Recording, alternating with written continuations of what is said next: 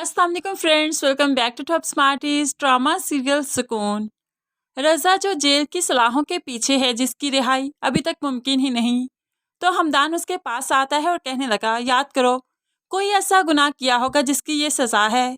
तुम्हें माफ़ी मांग ही लेनी चाहिए। अगर किसी का दिल दुखाया तो उससे माफ़ी मांगो। हो सकता है कि खुदा को भी तुम पर रहम आ जाए और तुम्हारी मुश्किलें ख़त्म हो जाएं। हमदान तो ये सब कुछ कहकर चला गया, लेकिन रज़ा सोच में पड़ गया कि आखिर किसका मैंने दिल दुखाया। अब रज़ा ने किसी एक का दिल दुखाया हो तो मालूम पड़े ना, बहुत सौ का दिल दुखाया। ऐसे में उसे ऐना याद आती है।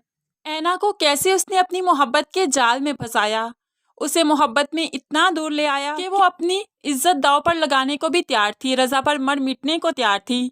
तभी तो अपना घर छोड़ते हुए रज़ा के कहने पर उसके शहर आ गई, उससे मिलने के लिए, उसके माँ बाप से मिलने के लिए। अब ऐना जो हाब सजा कर आई थी, रज़ा ने सभी हाबों को चिकना चूर कर दिया, उसे बेइज्जत करते हुए अपने घर से निकाल दिया। अब खुदा ने कोई सजा तो देनी ही थी।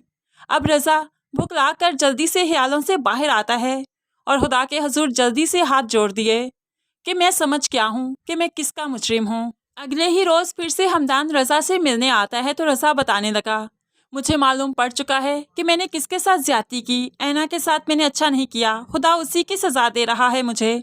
प्लीज़ ऐना को ढूंढो, मैं उससे माफ़ी मांगना चाहता हूँ। तो हमदान उसे एहसास दिलवाने लगा कि वाकई उसने ऐना के साथ बहुत बुरा किया। उसे पहले तो अपनी मोहब्बत का एतबार दिलवाया और फिर उसे जलील कर दिया। अब खुदा ने रज़ा की रस्सी जो दराज कर रखी थी, जब उसे खींचा तो ये हाल तो होना ही था। साथ ही साथ हमदान रज़ा को वो बच्चा भी याद करवाता है जो रज़ा की बाइक रेसिंग में मर गया, और फिर उसके माँ बाप को हमदान ने पैसे देकर बहुत ही मुतमिन किया और हमेशा ही उनका साथ देने का वादा किया। लेकिन ये सब कुछ भी तो रज़ा की गलती की वजह से हुआ था। रज़ा सबसे माफ़ी मांगना चाहता है और ऐना से भी। अमजद साहिब को भी मालूम नहीं पड़ रहा कि आखिरकार उनसे ऐसी कौन सी खता हो गई कि खुदा उनसे इस कदर नाराज़ है, लेकिन रज़ा को सब कुछ मालूम पड़ चुका। घर आकर जब हमदान ऐना से बात करता है कि रज़ा उससे माफ़ी मांगना चाहता है, तो ऐना भी परेशान होगी। वो रज़ा का सामना नहीं करना चाहती, इसीलिए तो वो हमदान से कहने लगी, मुझे किसी को माफ़ नहीं करना, किसी के सामने नहीं जाना, बस इतनी सी इल्तिजा है, आप गुड़िया से शादी कर लें, खुश हो जाएं और वो फैमिली भी खुशी रहे। हमदान को गुस्सा आ गया कि मैं क्या बात कर रहा हूँ और तुम क्या करना चाह रही हो। जब मैं तुम्हें तलाक देना नहीं चाह रहा तो तुम क्यों अपनी ज़िंदगी खुद से बर्बाद करना चाहती हो। अब तो हमदान भी गुस्से में आ गया, ठीक है तुम्हें तलाक चाहिए ना, मिल जाएगी तुम्हें तलाक। लेकिन यहाँ पर ऐना ये रिश्ता तोड़ना नहीं चाहती और कहने लगी, जो करना है आप गुड़िया से शादी के बाद कर लीजिएगा। लेकिन हमदान जो कि शदीद गुस्से में है, कहने लगा, जो काम करना है वो अभी ही करूँगा, ज़्यादा देर नहीं करूँगा, तुम्हें ज़्यादा लटका कर नहीं रखूँगा।